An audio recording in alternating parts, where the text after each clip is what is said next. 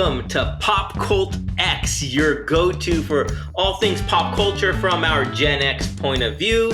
Thank you for tuning in, for liking, for sharing, for subscribing, for following, for sharing. Wait, I said sharing twice. Oh well, do it more often. Thanks for sharing. We appreciate you. Feel free to leave comments in our YouTube channel if you like what you're seeing or if you don't like what you're seeing. We're happy to read those comments and take them as positive critiques and feedbacks. So thanks for joining the ship with us. My name is Daniel, and along with Gabriel, we're here today, and we're glad you are. So thanks for joining. All right, let's go ahead and get started with episode 56. So I had a pretty busy weekend and week of pop culture stuff that I'd like to talk about. But why don't we get started with you, Danny? What were your highlights? Well, my highlights, if you can call it a highlight, I'll start off with something that I didn't talk about before we started this. So yesterday I hit a milestone in my life, celebrated another year around the sun. And to honor that trip around the sun, for this whole month, I decided to do a new workout routine. So every day I'm doing 100 sit-ups, 100 push-ups, 100 squats, and then 4 different type of plank holds for a minute each. And let me tell you, it hurts like hell. I'm 3 days in and I'm so regretting this. Maybe it's just because I'm older now and it's just like, oh, I can't do this anymore. But I'm trying to focus on it, and hopefully at the end of the month, the results will be worth it. And it's more of just like, tightening up some things around the edges and stuff like that. So that's the highlight for me. I'm sore as hell. But I also did catch glimpses of some of the images and looks from the Met Gala ball that happened yesterday, which I had to share some of my birthday spotlight with that. Thanks a lot, Met Gala. But there was nothing really that was like, wow, oh my gosh, did you see that? And that I didn't see anything that really went viral for the images. Did you see any looks or anything like that went viral or the that really stood out? The only thing that really was sort of notable was the fact that Kim Kardashian was wearing a dress made famous by Marilyn Monroe. She wore the infamous dress that Marilyn Monroe wore to sing Happy Birthday to JFK. Right, that's true. I forgot about that. Yeah, so that was sort of interesting. I mean, like I said, it was sort of interesting. I didn't think sort of. The problem with if you want to call it a problem, but the issue with Kim Kardashian being, a showstopper every time she comes out is that it does kind of become a little repetitive. She looked great. She's a beautiful woman, obviously. She has a great team that helps her look flawless. But if you see her in that way every single time, it kind of gets to be a little boring. At least from my perspective. You could, will this image stand out more than her in another beautiful gown? For me, probably not. I mean, when I think of Kim Kardashian, I don't really think of one particular fashion moment. So it's kind of mundane for me. I guess without the personality to really back up the sort of looks, it just becomes another look. And I kind of feel like that way with a lot of the people that went to the Met Gala. They're certainly very interesting people and very talented, but the garments that they chose to wear, their team produced for them, there wasn't really a lot of things that were really worthy of talking about or sharing and discussing, in my opinion. Very pretty clothes, very, beautiful people, but nothing really all that exciting. Yeah, I hear you. I mean, the only thing that stood out for me when I was looking through some of the images was Blake Lively's gown that was like this one piece, and then all of a sudden I see like these, call them handlers or assistants, come in and they started like detaching parts of her dress. And then it unfurls to this long, glamorous train. And I was like, wow, that's pretty cool. So that caught my eye. That was like the only thing really. Yeah. Okay. All right. not obviously at the Met Gala, but at an evening at the Balboa Theater with Fran Lebowitz, who Oh, is nice. a commentator on pop culture on pretty much everything. She's a writer, a personality, really an icon now of New York and of a particular generation. She worked at Interview Magazine, which was Andy Hmm. Warhol's magazine. Hmm. Was contemporaries with people like Andy Warhol, Blondie, Robert Mapplethorpe. I mean, everyone and everything that came out of New York of that period, she was sort of involved and wrapped up in. So as one could imagine, with someone of that ilk, a very entertaining night. She's extremely intelligent, extremely witty, funny. There was a host for the show to begin with, so there was an editor from the San Diego Union Tribune who Oh, asked okay. her, a series of questions. Probably only got out like maybe 4 questions, and from that she was able to spend a good 45 minutes of storytelling, jokes. Um, and then she took over. He left stage, and then she took questions from the audience, which was really entertaining and That's fun to cool. watch. One of my favorite moments was her talking about Andy Warhol and saying that even though you're not really supposed to speak of your experiences with people in this way, she stated that she didn't really like him and he didn't really like her. That even though she worked with him and had to spend certain amounts of time with him. It was never planned. It sort of just happened. She was getting paid at one point with artwork from Andy Warhol. Oh, wow. And she talked about how at the end of his career was it's not very well known or documented that he was sort of on the way out, that a lot of his work was really low cost. People thought that he was sort of over with. So 2 weeks before he passed, she actually sold all of her artwork of Andy Warhol's for pretty much pennies. Mm.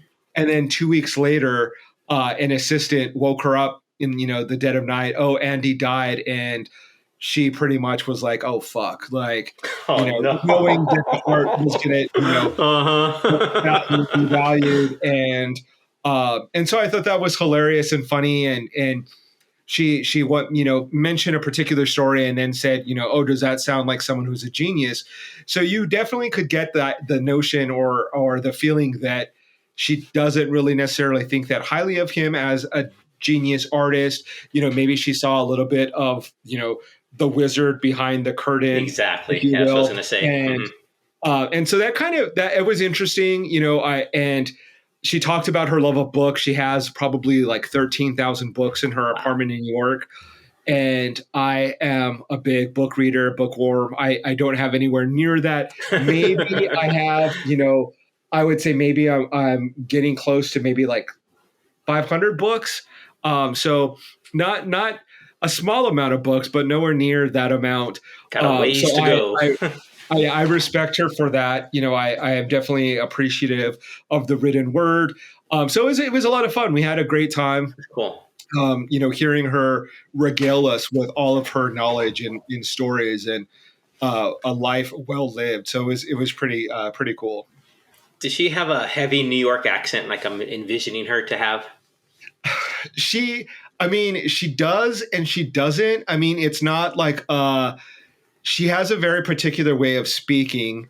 I would categorize it as someone that is from the East Coast. She was raised in New Jersey, so she doesn't Okay. have a New Jersey accent, but if you were to hear her speak, it is very East Coast. The Hmm. speed, the cadence, her hand movements, but it's definitely not the way one would characterize a New Yorker from Right. speaking, I Okay. guess, So, even though she is famously a New Yorker.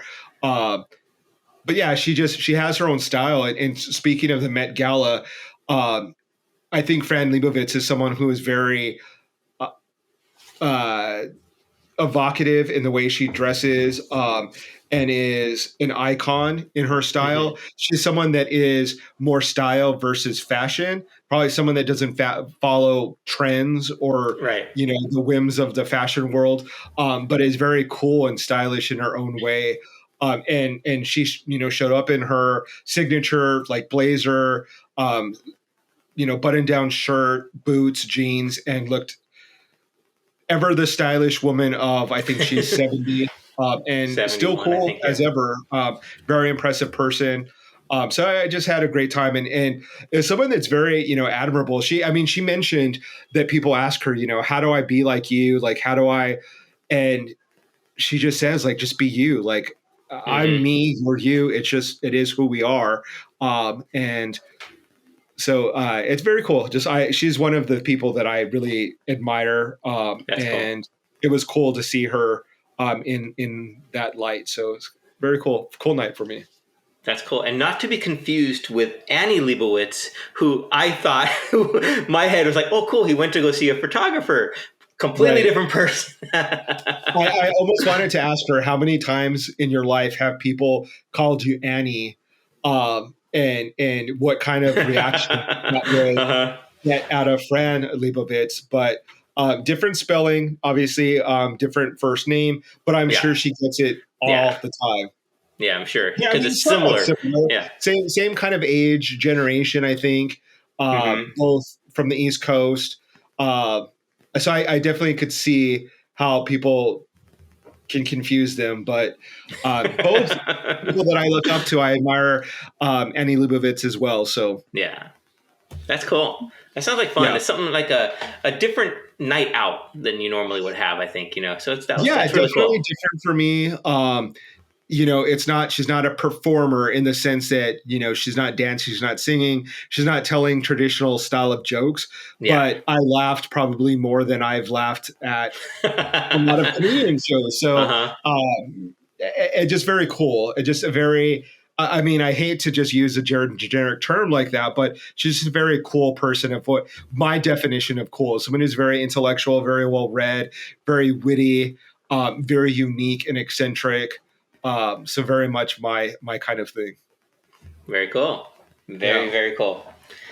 So beyond that, I did see a very cool show that I binge watched. I think on Saturday we binge watched it, and it's a series called Heartstopper, which, if you or our audience haven't heard of, is sort of like a teen romantic comedy, coming of age story. That centers around a young gay man in high school in England, based off of a graphic novel, which is sort of up my, alley, because I'm also a fan of comics and graphic novels, as everyone knows.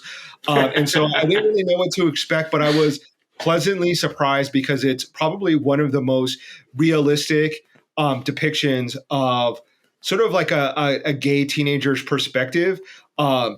And not to give away any of the major plot points, but just a very realistic point of view. I think that it would behoove a lot of people who are maybe misunderstanding of what it means to be gay or bisexual or trans or other, to watch it, because it sort of shows the realistic side of gay life. One particular moment that I think was very kind of nuanced and touching for me was, there's a character in the movie or in the series that is coming to terms with potentially being bisexual or gay. And he, like many young people probably in this day and age, goes to the internet and Googles, what is gay? Am I gay? And at first it's sort of like, it comes up with kind of humorous things like, if you have a crush on your best friend, you might be gay, or like some of those BuzzFeed quizzes that we're all, like, who's your favorite Disney character or things like that. And it's funny at first. And then sort of the negative things start flooding in, like, anti-gay marriage legislation, or gay conversion therapy, or things that are still in this day and age, topics like in Florida where the Don't Say Gay bill, and then the character sort of has like a teardrop sort of come roll down his cheek, and come, and you realize in that moment that with the playfulness and humor part of it, of him coming to terms with it, you see the turmoil, because he's thinking, if I admit this, if I come to terms with these feelings, not only does the positive come, maybe I'll date someone really cool, maybe I'll be in a relationship, but then I also have to face the fact that there's going to be a segment of the community that hates me just for the simple fact that I am gay or that I express myself as being bisexual. And so I think it's important for people to see both sides of that, especially people who might be homophobic or not understand what it's like to be gay, because sometimes they feel like, oh, it's something that you choose. And imagine being 16, 17 years old and having to bear that burden of, if you choose to live that lifestyle, there are people that are going to be against you from the onset. Yeah. There are going to be people that if you walk into a bakery and say, oh, you know what, I want pride cake, and they're going to say, oh, I refuse to do that based on my religion. You could have doctors discriminate against you. You could go to school and get bullied. You can go to school and have your teachers discriminate against you or get fired from your job, or it goes on and on and on. And, teenagers have to face a lot, but that's something that obviously heteronormative teenagers don't have to deal with. And so I'm glad that they put that in. It's a very touching portion of the series. Not all of it is all doom and gloom. It is a very funny, interesting, sort of fun show to watch. But it also is very realistic in the sense that it shows that it's not an easy path for teenagers. It's not all fun and games. So it's really cool. I recommend it to anyone that's interested. Even if you're not interested, I would recommend watching it because I think that it potentially has the ability to teach people, that perspective and that point of view. And so for that, I think it's a really great show. Cool. Yeah, I've heard of it, but I haven't seen it. So I'll need to check that out. Yeah, it's really fun. It's based in England, so I'm a big Anglophile, so of course I love it. The slang, the way people, the accents, the locations, all of that, and I forget the actress that's involved with it. She's I believe an Academy Award winning actress. Let me pull it up real quick. And you said they Googled stuff, so I'm assuming it's set in modern times. It's set in modern times, and the thing that I think that's really important about that is, let me see. I think I have the actress here. The thing that I think that is important about that, and for people to see that, Olivia Colman is the actress who plays the mom of one of the kids, and she's won an Academy Award. She's a Academy Award winning actress.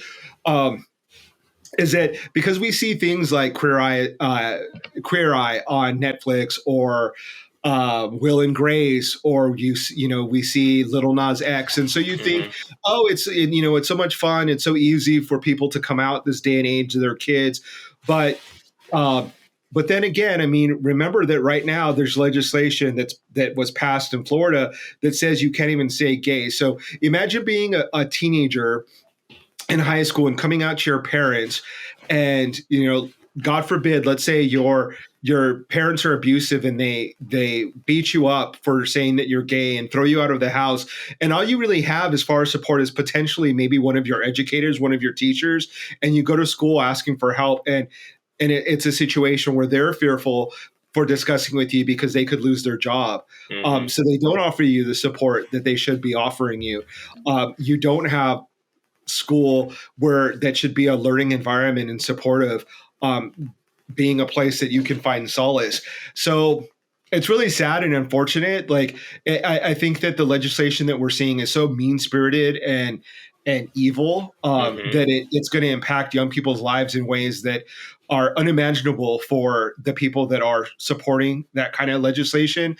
In the news, we have the leak that's the Supreme Court is potentially going to be overturning Roe v. Wade. And it just, we're living in a day and age where we've had so many advances, so many rights that have been given to people, rightfully so, so much progress, but we have so many people that are fighting against that progress and are winning willing to walk it back. We have a Supreme Court that is pretty much going to overturn it, and there's really not much that we can do. And so it's not going to eliminate abortion, not to get on another topic, but it's not going to eliminate abortion. It's going to equal, unhealthy abortions or like dangerous abortions. It's going to lead to women losing their lives. Just like this legislation in Florida with the, Don't Say Gabe.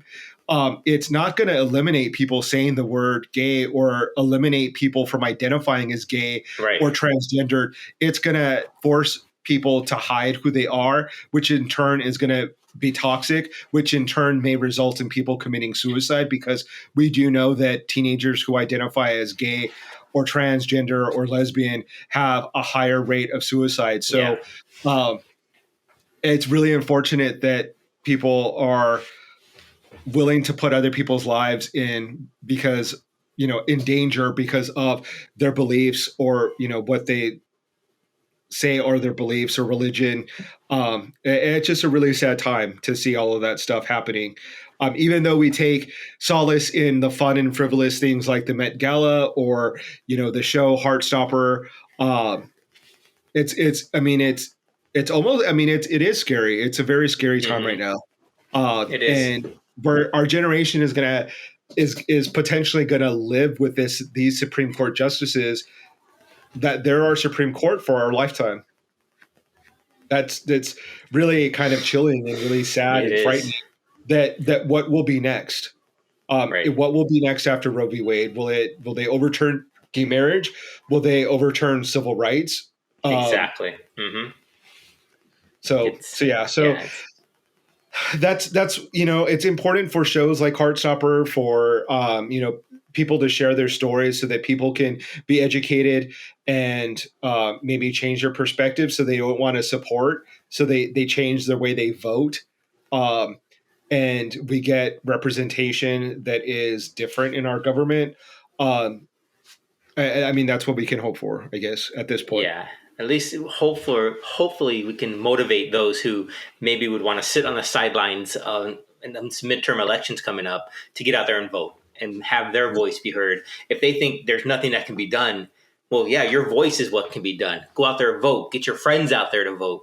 Get their friends out there to vote. And together we can help raise up and make a difference. On a lighter note, about people who make a difference. And I was going to say the same thing.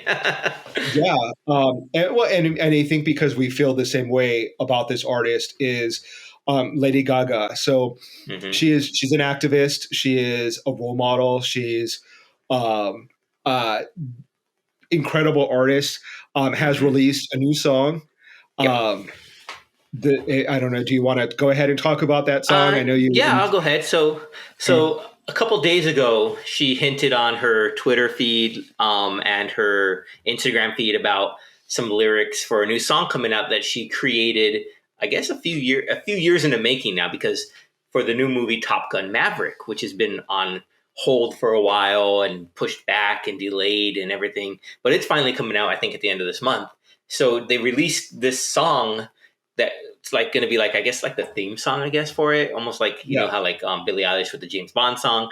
But it got released today, the same day that we're recording this episode. And I don't know if you've had a chance to hear it yet, but it's called Hold My Hand. And it is I hesitate to call it a rock ballad, because it is just a powerful ballad, though. Yeah. And I shouldn't be surprised every time I hear the power in Lady Gaga's voice, but I am. It's just like, wow. And this song, she doesn't hold back. She's not low key at all about it. She lets it rip. And it is just fantastic. I think I listened to it like 5 times in a row last night because it came out 9 p.m. at Eastern Standard Time or whatever. So I would just listen to it. I was just like blown away by it. And I'm just so looking forward to how this song fits in to the movie. Because by itself, it's powerful. But within the storytelling of the movie itself, it's just going to probably make it that much more touching. So it's just great. I agree. I listened to the song. The vocals are always amazing. She's a great vocalist. It is a power ballad. It definitely is a cinematic, soundtrack song, a Yeah. theme song, that's worthy of being played alongside, images from a movie. Um, she never sort of fails to amaze me in her abilities, like you. That's true. She is. I've always been a fan of her vocals, so I'm not ever surprised, but I am just always pleased and satisfied. I mean, she always delivers in my mind, Yeah. or in my opinion. And so from me listening to the song last night, I thought, well, let me go revisit her first album. Let me go back to like some of the basics of like the foundation of my fandom. And I started listening to her first album, and I can actually recall the first time I even saw or heard her song. I think um, I was watching YouTube, and I had searched for a video of another artist, and her record label must have paid to like have a preview of her song and her video on this other artist. And so I almost immediately had a reaction to the visuals and the sound of her music. It was so fun and so dynamic, and I like almost immediately became a fan of hers. Um, from the get-go, from the very moment that I saw her.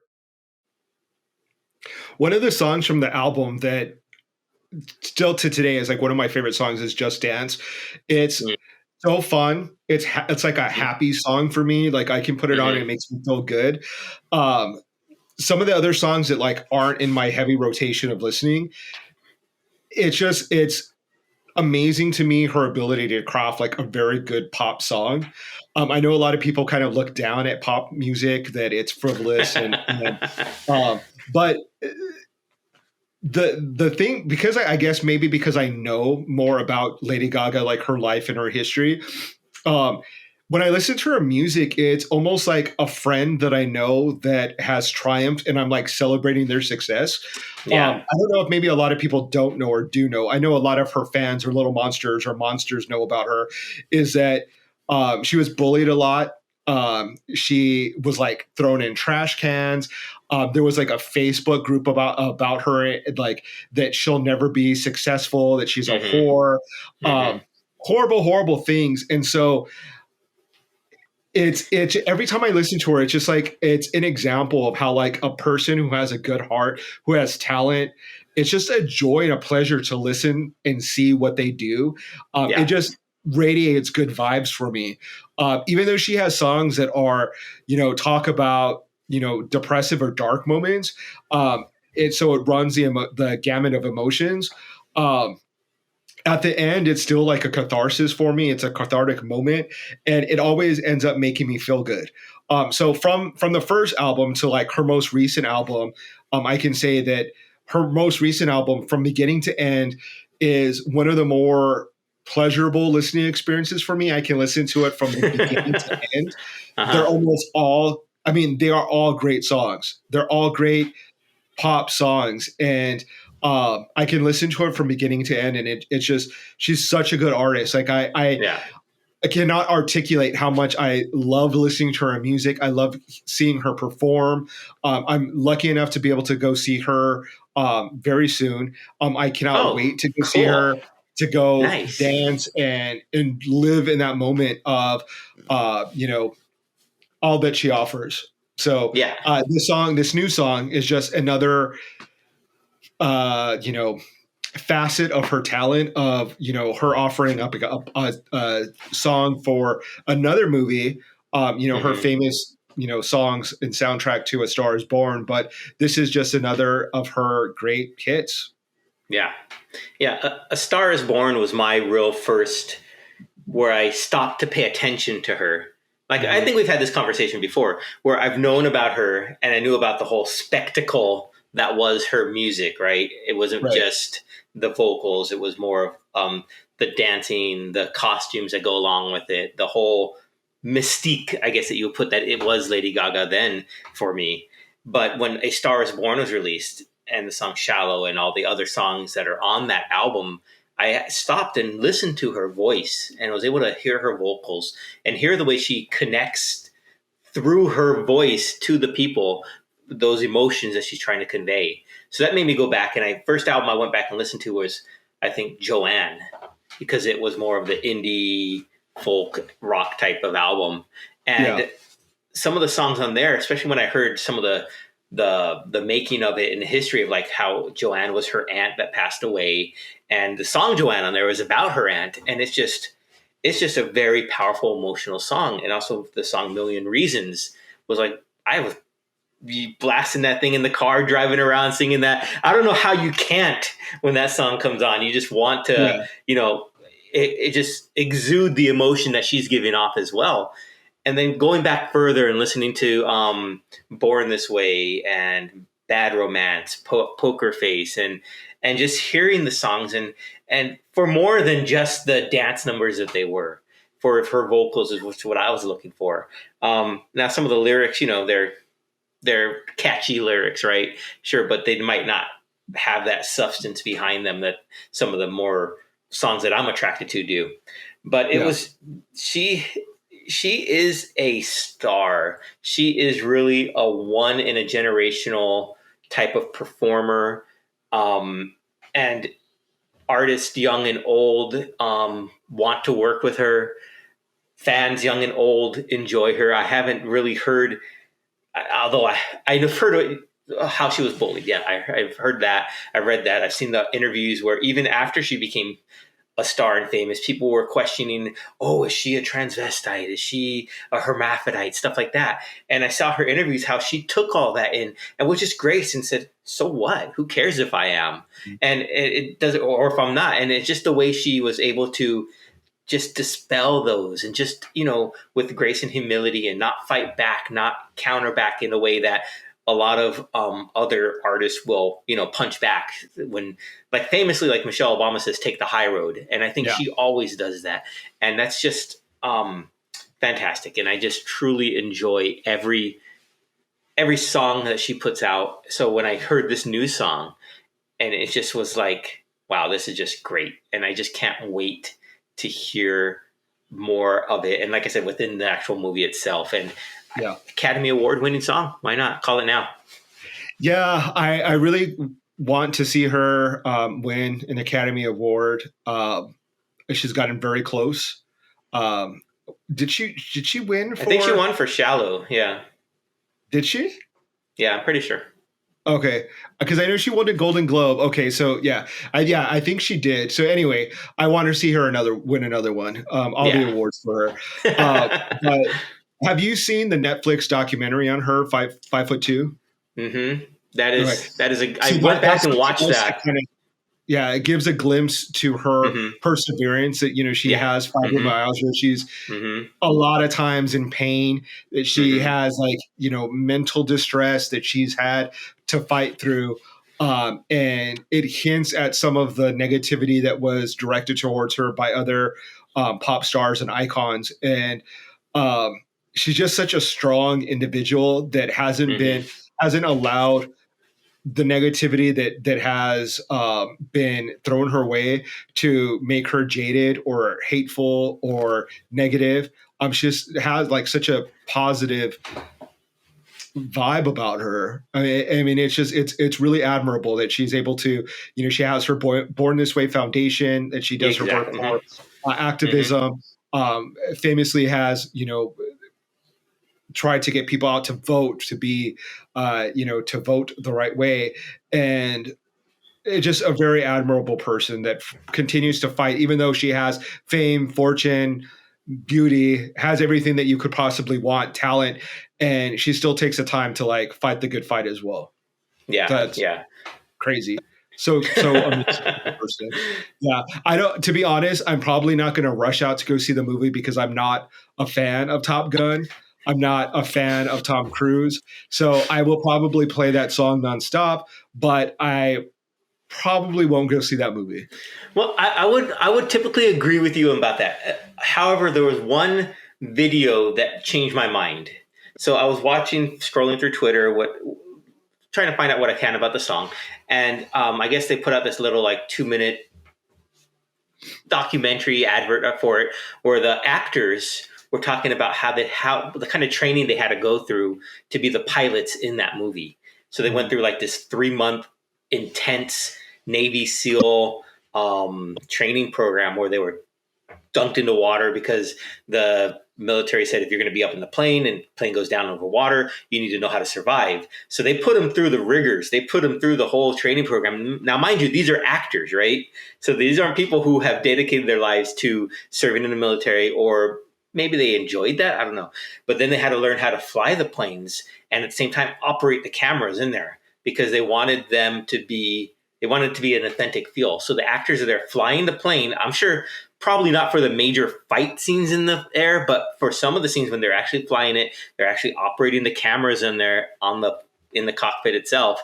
And that to me I just respected that. The fact that they went through all that, and I will watch it just because of what they went through, just to see how that translates onto the screen.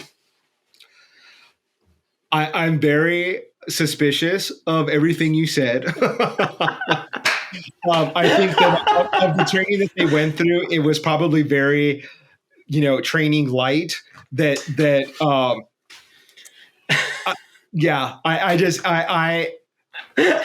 don't know how much weight I'm going to put into that, but especially them fighting or flying a jet pilot and filming themselves.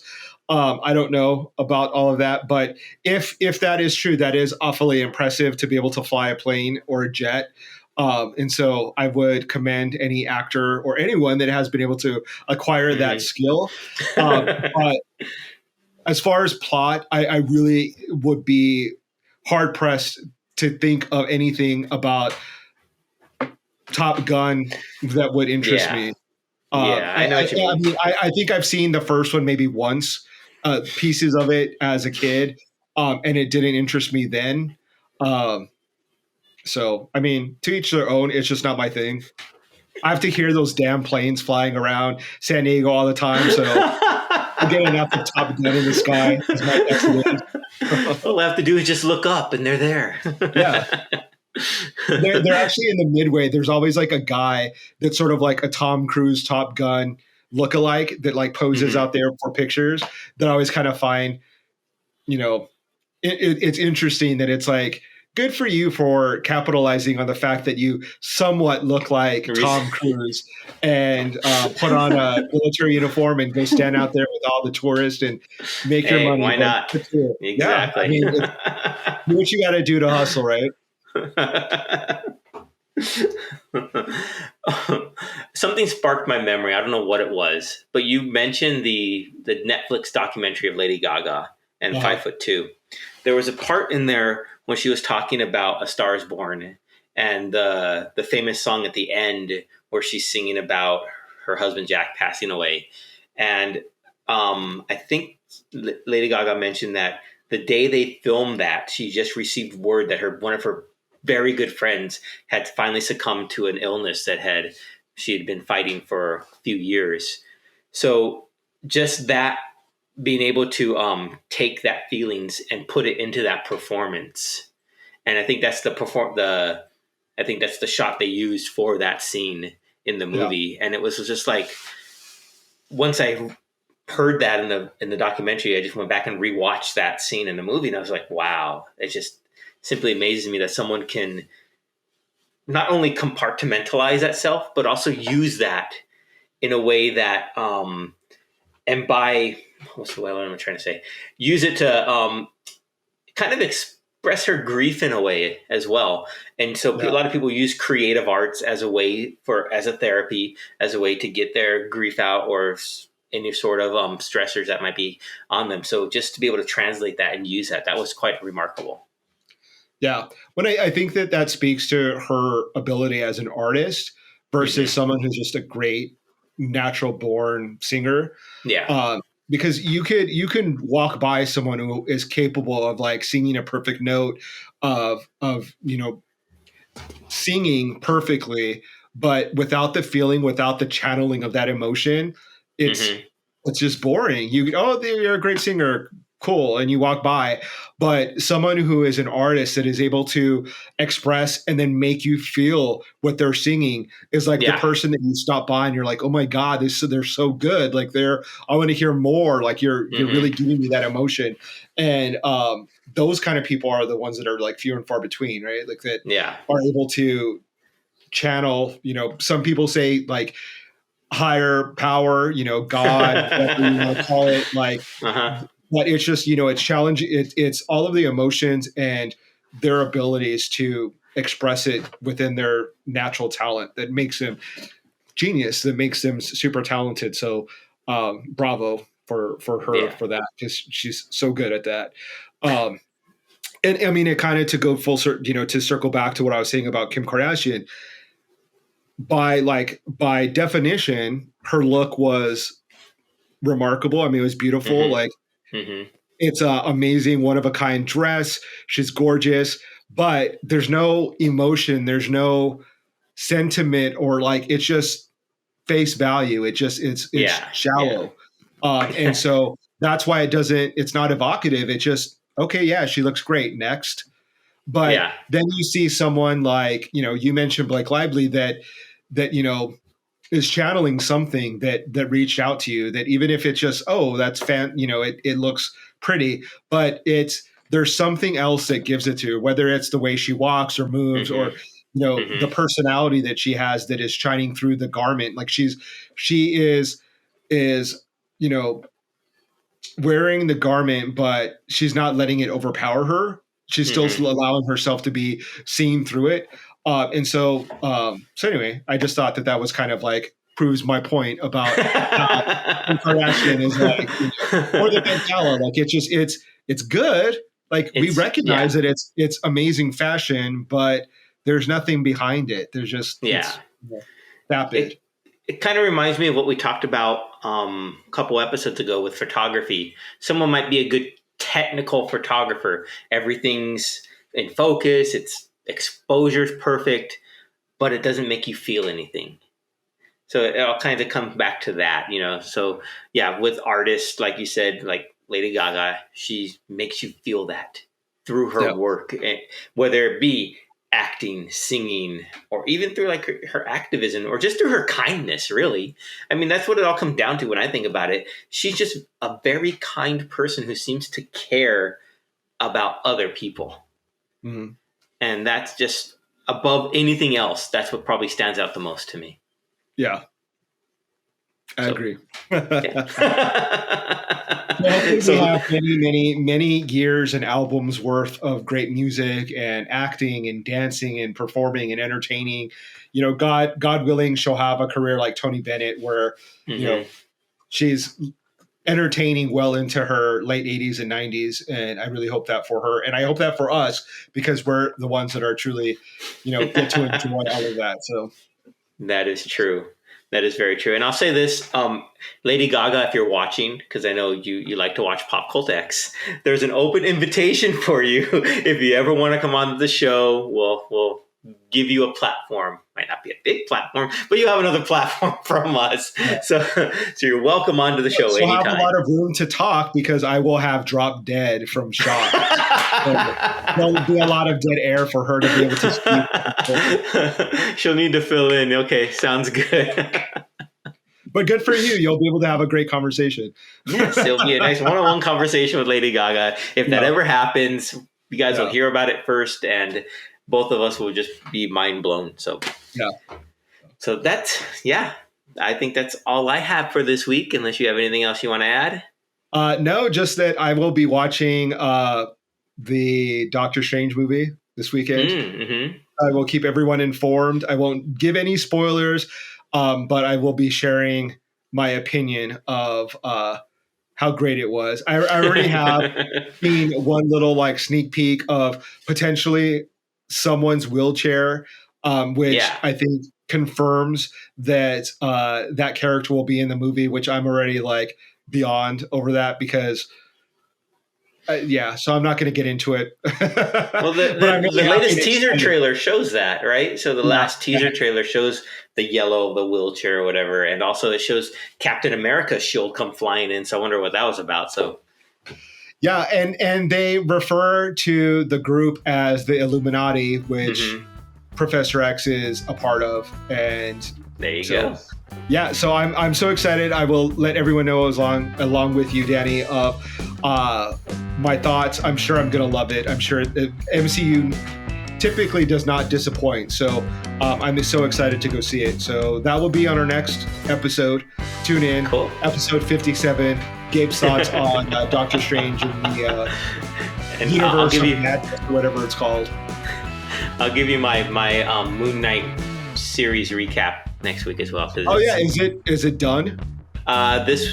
Tomorrow night is the final. Okay, yeah, so we'll have to talk. Yeah. I will have to not only see Doctor Strange, I have to catch up and watch all of that series so that we can recap it next week. So that's something to look forward to. Yeah, sounds good. All right, everyone, thank you so much for tuning in.